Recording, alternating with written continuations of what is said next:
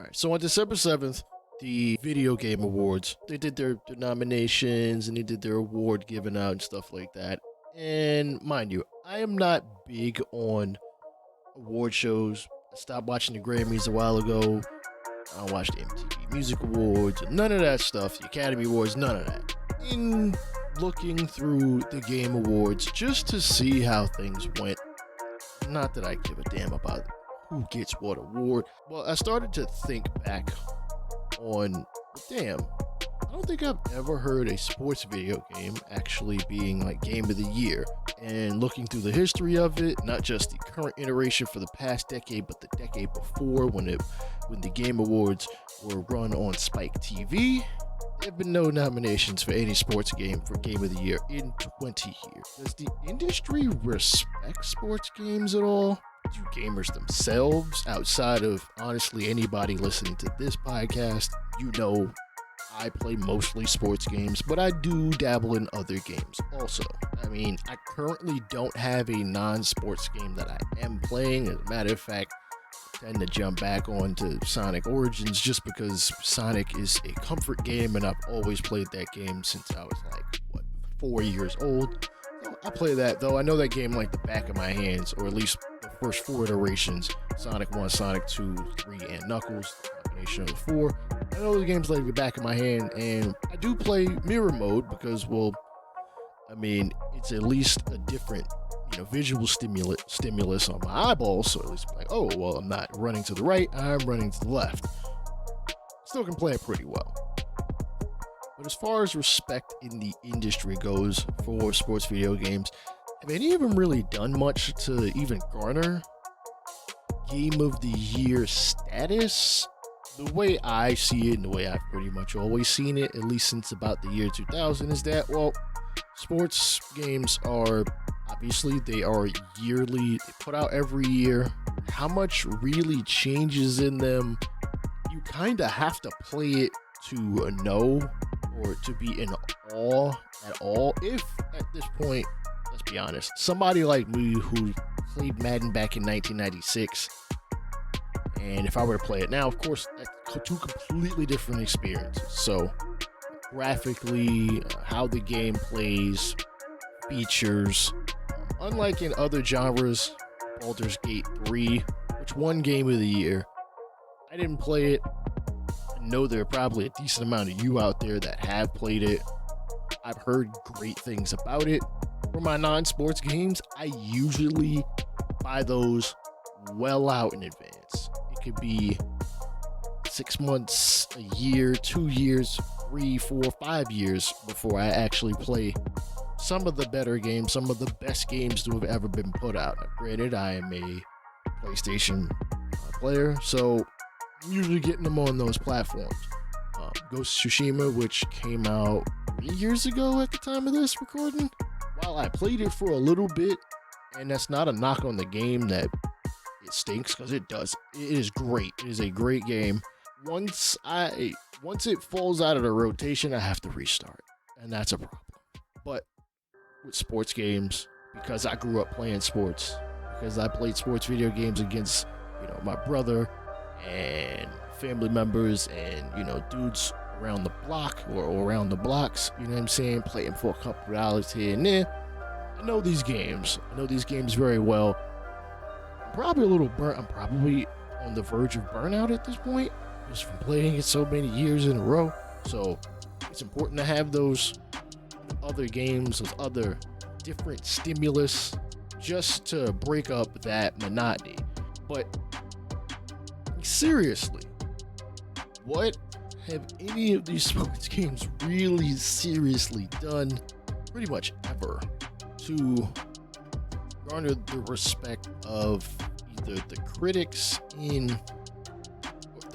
that vote for the awards? Because the way the voting system goes, it is 90% people, I guess, within the industry and 10% fan voted. Because listen, if it were fan voted, I think there'd be a lot more, hey, this game is about to rack up. And that's not fair to games that are like live service and eventually get their updates over time, though a game can be renominated at a later point in time. that doesn't account for multiplayer games where you need other people to play, and that can color your experience a lot differently than, say, a singular player campaign, which sports gamers do know about. You know, we've had career modes in our games, I want to say dating back mid-2000s. Yeah, mid-2000s, I really want to say. Adding Superstar mode, which they've just truly, or as truly as possible, brought that back really this year, though. We've seen different iterations of it in face of the franchise for Madden. Road to the Show has been around since 2006. NBA The Life, I know a lot of people didn't play that, but that used to be Sony's SDS 989. No, SDS, not 989, because they transitioned from 989 to Sony San Diego at about 2007. NBA The Life was the first career mode from them, and then once that game died off, which didn't take much, we moved to The Show. Has been a staple of its success, really. Maybe not so much in the past. You could say anywhere from 3 to the last 6 years, so to speak, just because of Diamond Dynasty really came into its own at about 2015. Didn't play it. I honestly didn't play Diamond Dynasty till 2018, and I dabble in it, really, to be honest with you. It's something different from playing franchise. Your NHL as your Be a Pro, and of course, probably the best career mode going. My career. A lot of that honestly has to do with storylines and, you know, the cutscenes and stuff like that. Yes, it gets cringe because NBA 2K23, you know, whole hot dog head thing, you know, you trying to be a rapper, and while these are nice additions, you know what, I'm gonna save my thoughts on that. While it is completely possible to sink the same tens of or hundreds of hours into a career mode in your favorite sports video game or games, you may do it for more than one. Pretty sure the experience isn't anywhere near the same as an MMORPG, or really just a single player campaign game. Maybe a lot of that has to do with the development time in which most, if not all, of the pro sports licensed games operate. They usually operate on about somewhere from a 6 to a 9 month cycle, probably closer to 6, maybe like 7 or 8, you know, before they essentially game test the next version and then eventually put it out in a year's time due to contractual obligations. That's your Maddens, your FIFAs, well, your now EAFC, your NHLs, your 2Ks. It's not like a GTA 6, let's be honest. GTA 6, they're more than likely going to cram a lot of things to do, even in the single player campaign. We're not even going to touch online, because obviously we know nothing about that game other than what has been shown in said trailer. So on a year-to-year basis, unless you skip some years, which some people very well do, you may not. Hell, I know I don't always notice a difference in a year-to-year cycle. I played MLB The Show for 18 years. That's every year that this game has been out.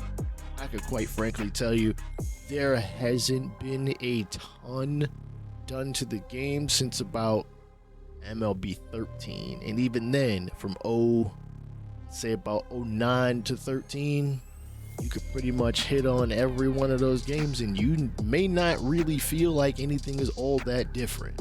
I feel like a company like 2K, portion of 2K that does the NBA, I think to a lot of people they're considered the number one when it comes to franchise sports simulation. Maybe it's because they give us a ton of options. Maybe it's because they've put more higher level thought into just, hey, you've got this roster and you're going to go through the motions of playing each of the games or simulating the games, and we're going to give you more to do than just that. You got training, which is good. It's good. Still don't exactly understand how it works. Still isn't up to my ideal standard, but that's not the point. 2K at least will take a risk in innovation. They are only sports game outside of out-of-the-park baseball in which you can basically play in previous eras. The My Eras mode, which came in about, what was it, last year? NBA 2K23? Phenomenal. Was it executed the best? No, just because they've made that improvement to make a player feel more immersed in 20. No other sports game can say that they do that other than Out of the Park baseball. And Out of the Park is a text-based simulation, so it might be easier for them to pull off. I'm not sure. I think some kind of errors mode really should be in pretty much all of these sports games, but touch on that at a later episode, just because I want to give the focus to that by itself and not mix it this. That increases the longevity of a game. You know, if you can not just take the current rosters, current format of said leagues now, but you can go back to previous years or previous eras. That increases replay value, at least for those of us that are offline gamers. 2K also has MyGM, which is good in theory.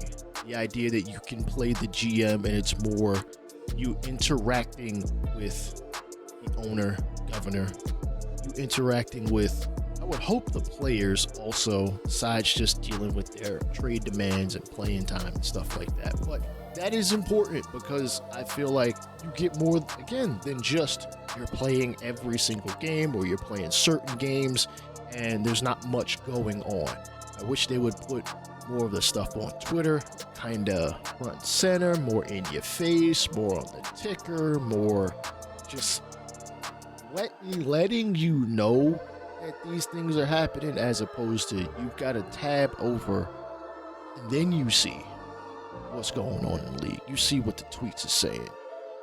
You see what the ticker is letting you know, the highlights of a game that played earlier.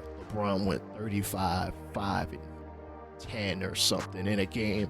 Now maybe that's something like inside the show little, I don't even want to call it a radio station because it's not really that. If you don't know, MLB The Show has had Inside the Show, I think, for, I say 15 years. I think they've done it since like MLB 07. Where after the games, after you've played through your games, the very next day, you get a recap and it tells you not what highlights. The highlights would be great, kind of like NFL 2K did at one point in time. Again, even if those are canned in a sense, if they're canned where you see, a guy ran for a touchdown and you've got like maybe 5 different scenes for that, I'm very sure they can come up with more.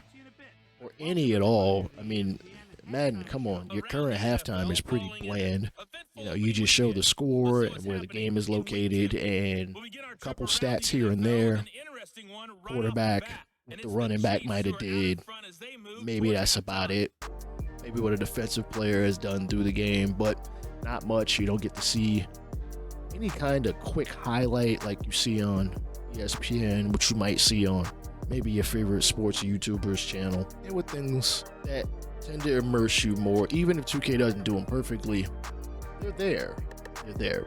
Maybe the cycle is hamstringing the devs, maybe money, maybe these ultimate team type modes are holding the sports game genre hostage to the point where not much else is going to be done in any other aspect of the games unless it has something to do with that big chunk of money, time, resources that is being thrown into them. And I don't necessarily have a problem with these modes. I just don't touch them. Not that often, quite frankly. I prefer a long-term journey of franchise where I can go 10, 20, 30 years like in Madden, 80 years in 2K, until infinity in MLB The Show.